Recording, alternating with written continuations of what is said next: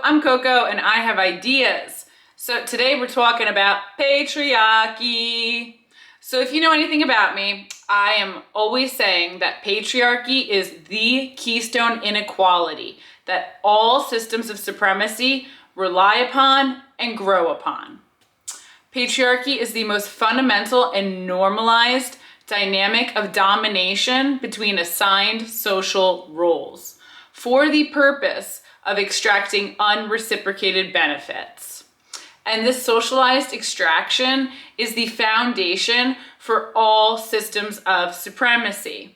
From white supremacy to capitalism and beyond, they all replicate this dynamic and conditioning within their own respective realms.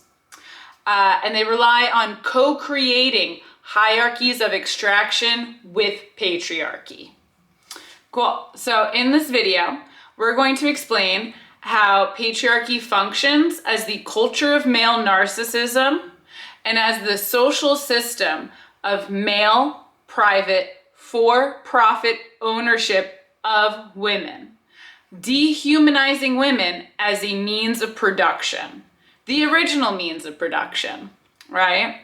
I mean this literally in terms of creating human life through pregnancy, childbirth, and child rearing, but also as the means of producing the needs of life for men to consume without participation, compensation, or reciprocity. So, by the end of our chat, we'll clearly demonstrate why conservatives are focusing so hard on these culture wars that attack their scapegoats while only offering policy proposals designed to rescind, remove, and restrict the human rights of women and other scapegoats. Spoilers, it's all about reclaiming culture to continue perpetuating these hierarchies of supremacy because they're getting vulnerable out there. So stay strong. Cool. So that's our roadmap. Let's get into it. But first, hey, like and subscribe if any of this resonates with you. I post videos every week talking about all this kind of stuff. So please like and subscribe here to stay up to date. So under patriarchy, right, the system of patriarchy, women are not human. Men are human, women are not. Women are the means of production that men are entitled to own, use, and profit from. So by means of production, I mean that women are the sole infrastructure for meeting human needs, right? Women are required to manage and perform all knowledge and labor related to serving basic needs. It is seen as a woman's duty to self-sacrifice to perform all labor and care for men to consume without participation. And we're talking about the labor of daily life, right? Cooking, cleaning, laundry, creating and maintaining a safe and healthy home, nursing the sick, caring for the elderly and vulnerable, and performing all care work and investments into child rearing and development. So we're also talking, in addition to just like the actual performance of tasks, all of the emotional labor and mental management that is required to anticipate, plan, and meet all of these physical, emotional, social, and spiritual, and developmental needs of children and men in the household, right? So patriarchy expects women to meet all of these disparate needs for everyone else without actually having needs herself. And without having an independent identity or individual sense of purpose, right? That is just hers. Any purpose outside of performing the social role, kill it. That's what patriarchy says. Not me. I'm pro it. But yeah, it's all about women performing the role of martyr, sacrificing self to perform to meet all these needs to save men from participating in life, right? In meeting basic needs and participating in their own relationships, communities, and households. So in addition to this, Patriarchy makes women the scapegoat, right, for male failure. Women are scapegoated and blamed for all ills, failures, and suffering experienced by the household, right? Especially all problems and consequences that arise from poor male choices and poor male behavior. Because patriarchy is the culture of male narcissism, right? And narcissists require scapegoats. Narcissistic orientations all function from this fantasy of supremacy, right? That they are innately superior, not by merit, not by character, not by skill, not by cultivation. It is this innate superiority, just born with it, right?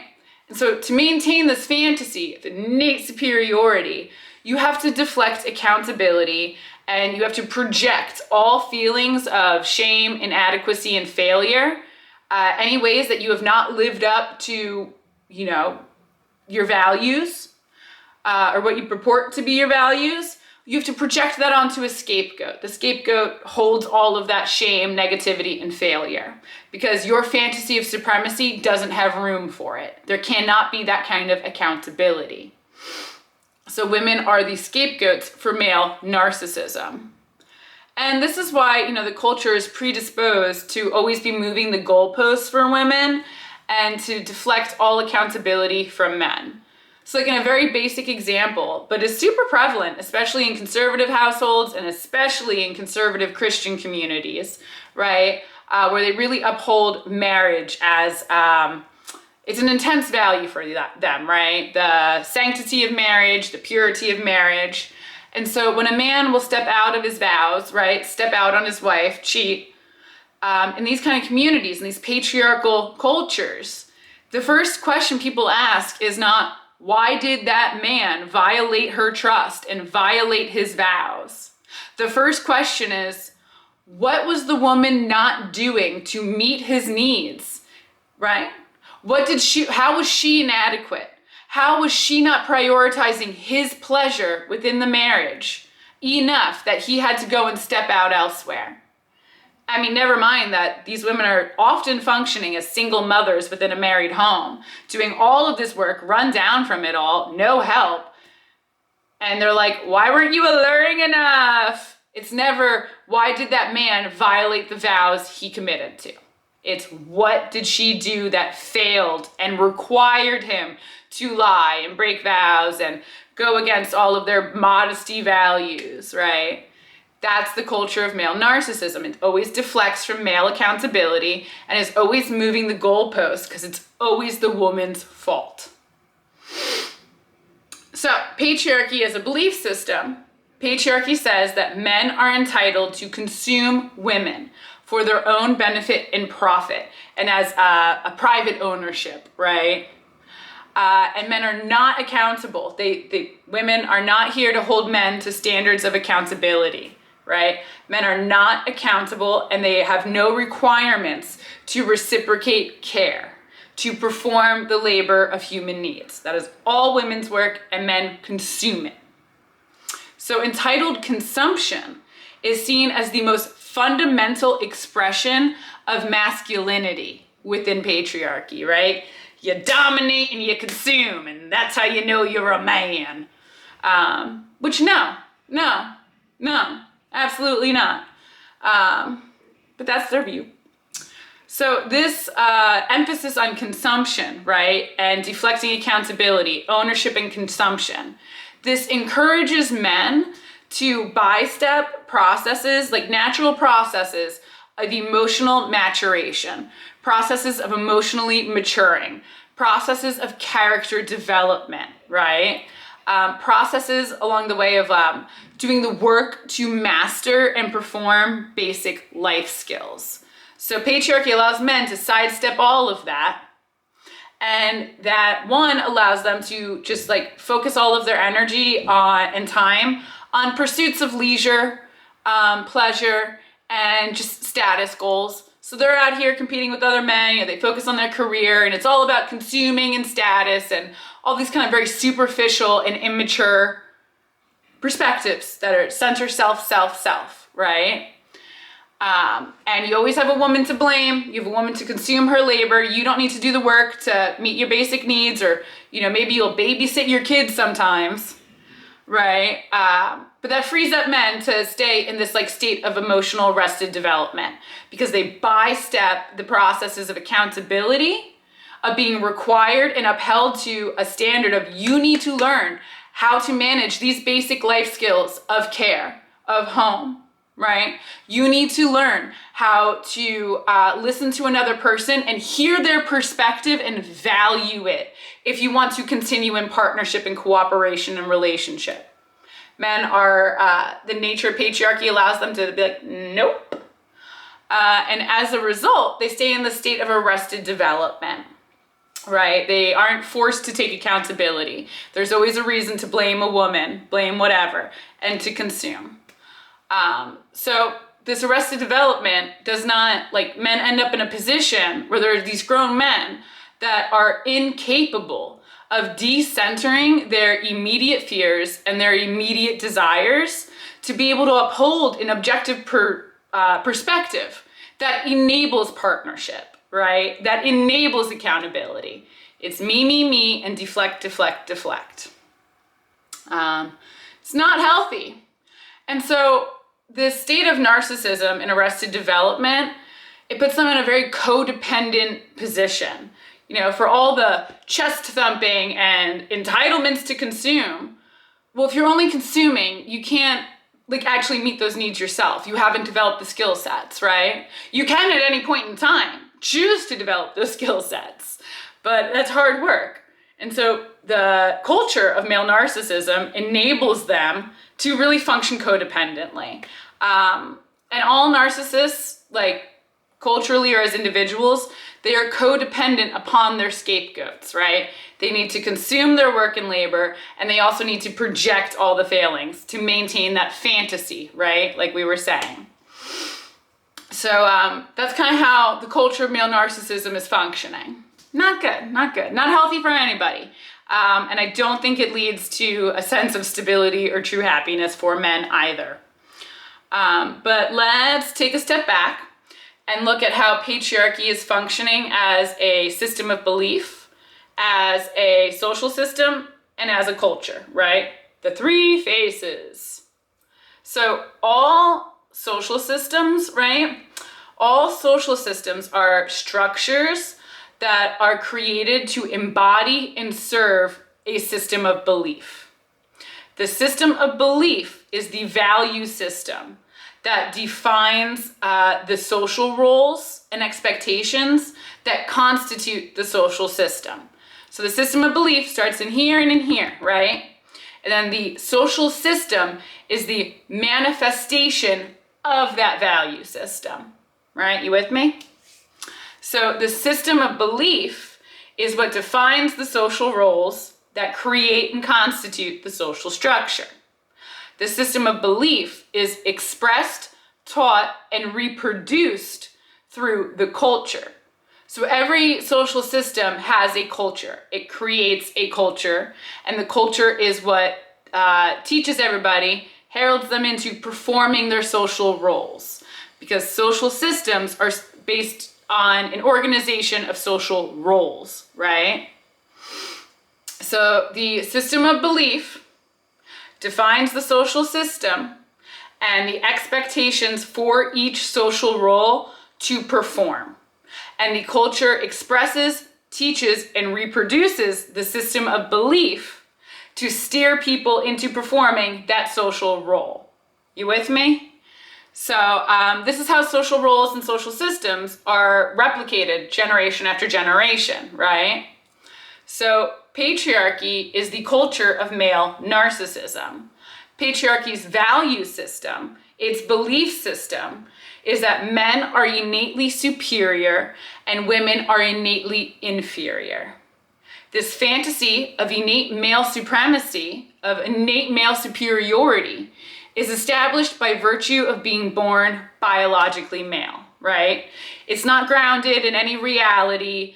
concepts of innate male superiority are not the result of any earned, created, or demonstrated capacity of excellence or merit or contribution, right? It's this encultured fantasy, right? And this encultured fantasy is what teaches us all that men are the full default expression of humanity, right? Men are human. The culture centers men as human, right? So women then are something else, something less than, right? An inferior subhuman expression that is designed and mandated to serve men's needs and perform for male benefit and male pleasure, right? Because the culture cares about men. And then women are an appendage, right? That men use for profit and pleasure. So it's this belief and this culture that justifies male exploitation and the dehumanization of women. I don't like it. So in this culture of male narcissism, right, and this system, the social system of patriarchy, there is no reason for a woman to exist outside of serving and pleasuring men. Men are entitled to take and consume from women and claim ownership over what they consume, right? And this is the narcissism again, right? It is narcissistic to feel entitled to exploit, manipulate, and take and consume the creation or identity of another and then claim it as your own. No, this is mine. It's mine, dude. I consumed it. It's mine, right? And that's the norm of patriarchy, for men to consume the work of women, have all their basic needs met, right? Women are relegated to the private sphere of meeting needs as a factory, meet all these basic needs, so men don't have to, and then they consume it, right? But then men also feel, because I am consuming the work of this household without participation, I own it. I own the woman, I own the children. I am the master of everything I consume. That's fundamentally narcissistic, just is, right? And that's kind of crazy. It's like a crazy jump, right? To be like, I consume this, so I own it. Like, you didn't create it, right? So men in this way are consumers, not creators. Not great. So a woman who does not perform inferiority and servitude to complement the man's fantasy of innate superiority has no right to exist under patriarchy. No right. So she must be punished to fall back into her role as producing for his consumption, or she must be exiled from all human connection, exiled from society, exiled from resources, right? Cast out to perish alone or be a witch in the woods. Sounds kind of good. But you can't really do that anymore either, because private property. But anyway, I digress. But yeah, so women who are not performing servitude, right, and inferiority must be cast out from patriarchy, right? And then by casting them out and punishing them, it becomes a cautionary tale to be culturally leveraged, right, to scare other women back into performing their patriarchal role under the threat of being exiled and having all resources and community withdrawn from her, like that other witch in the woods, right? So that's how the culture, we can see the culture plays a key role in preserving and replicating the system, right? And so social systems, like as we said, social systems all create and perpetuate a culture. And that culture is what conditions us into performing the social roles that constitute the system through performing established norms, responsibilities, values, and more standardized patterns of interaction, right? Culture brings us all into that role in performing in these expected ways. And that is necessary for maintaining the social system. And so it's the 3-in-1, right? We're talking about the system of belief, the social system it produces, and the culture that replicates and maintains the social system. So belief, system, culture. It's the 3-in-1, right? And it's not really a discrete hierarchy, right? So these three, one element isn't totally submissive to another, right? It's not a strict hierarchy, although, it kind of looks like it, but it's really not, right? The system of belief, the social system, and the culture function interdependently, right? Changing one affects the others, and response is required. So as we change our belief systems, culture and structure change. As we change our culture, that will affect our belief system. Are we doubling down on our beliefs, or are we open to new ideas that are introduced to us through new cultural experiences, right? So they're all interdependent. So when the culture or belief system evolves to challenge the social system that's existent, when the culture evolves and challenges the belief system and the culture that are functioning, friction grows. And left unchecked, the system of belief and the social system will need to evolve or devolve, right? To generate a new baseline for all the elements to work within. And that's really where we're at now. We're at this, do we evolve or devolve situation? Because our belief systems have evolved. Our culture has evolved. Women are independent. Women are full humans, nonstop, right? And we've reached a threshold understanding of that. So the social system of patriarchy, it can't continue perpetuating as we keep gaining momentum culturally and through belief systems that are like, no, patriarchy isn't true, right? So culture and the system, what I'm trying to say, I think that was a little wonky, but what I'm trying to say is that culture and the social system cannot be permanently at odds. They cannot be permanently at odds and still maintain enough cohesion to consistently produce the intended results of the system, right? Belief systems and social structures cannot be permanently at odds at a threshold level, right? With enough of the population being like, my belief system does not match this social structure. When you reach a threshold population where that is widespread enough, these social structures, they cannot continue replicating themselves through the culture, right? You got odds, you got friction. And that's where we're at, right? So our social systems, as we're saying, are made up of roles. The individual fulfilling the role is not the focus of the system. The role is the focus and the mandate. The individual adapts to perform the role the system requires, right? So the individual is replaceable, the role is not, to maintain the integrity of the system. That's how systems are recreated generation after generation. Not about the role, or not about the individual, it is about the role. And that's not inherently a bad thing, it's just a neutral analysis of how all systems function. So think about a car engine, right? Car engines function the same way. The components function of the engine. Each component is organized in a sequence so that they all fire, and when they work together, they produce power together, right? Components can be individually replaced. They just have to fulfill the same role.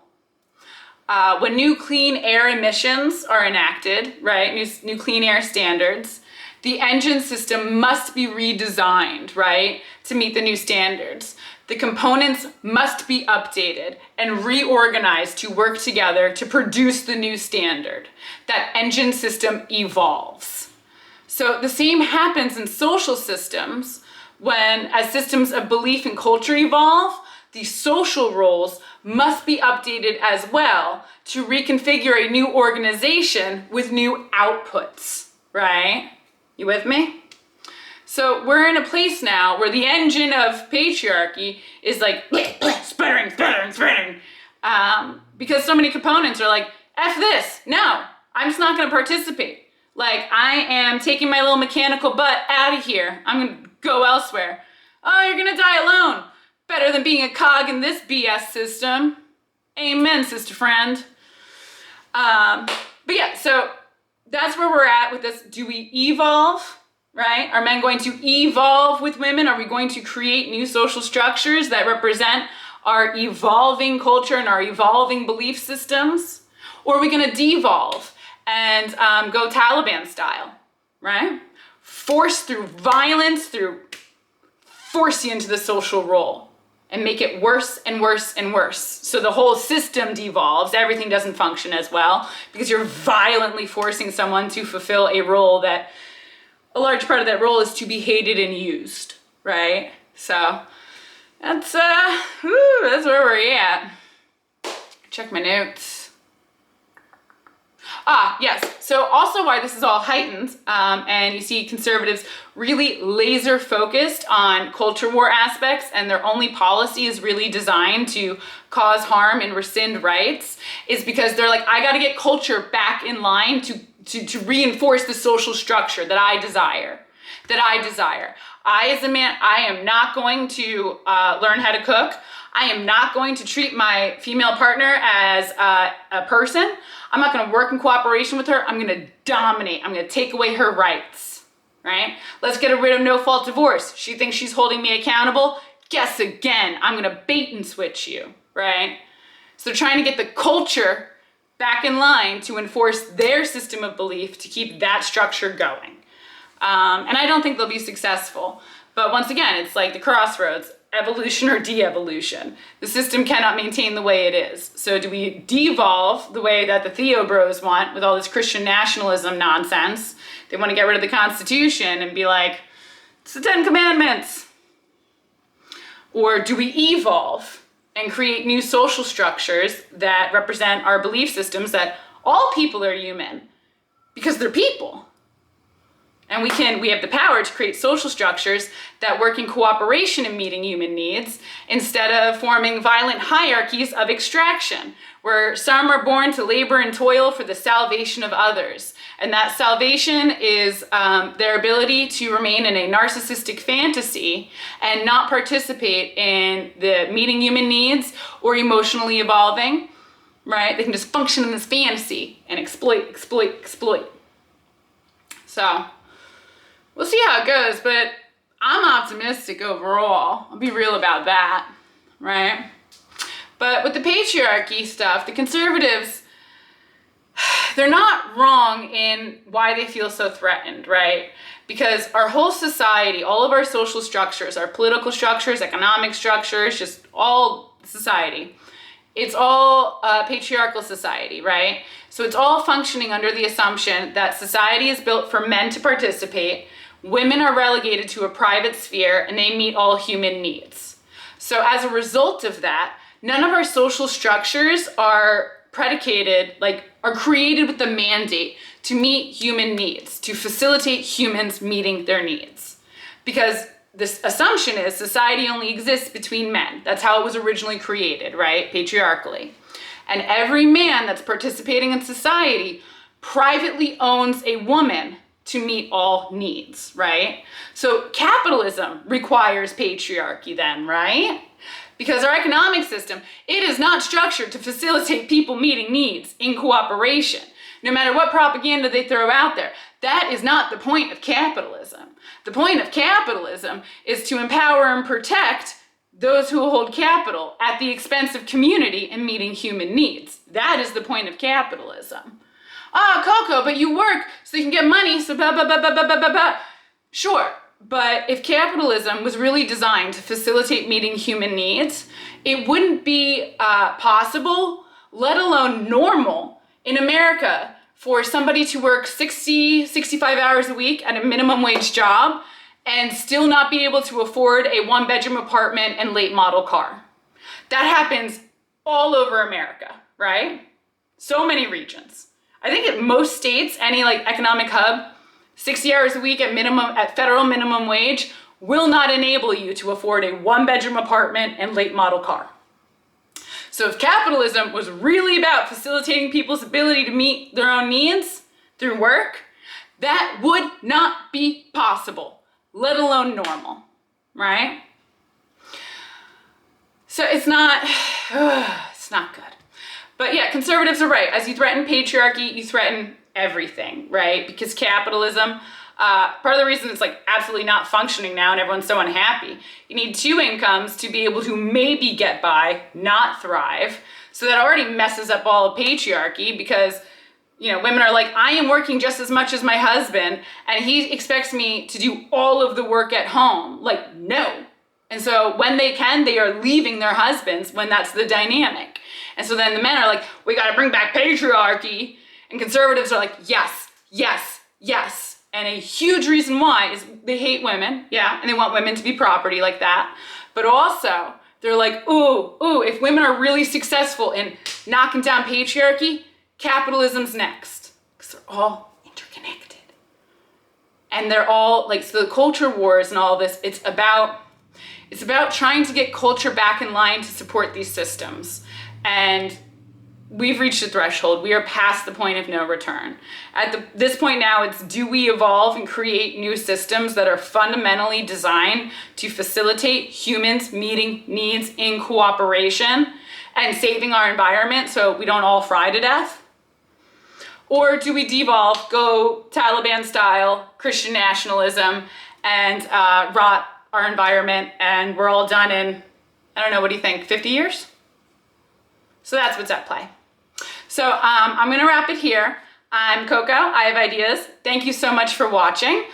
Please comment and let me know your thoughts. Am I a radical or am I on point? Let me know. Well, I guess that's not mutually exclusive. Anyway, let me know. And check out my Substack, powerculturecoco.substack.com. Grateful for you all. Let's talk again soon.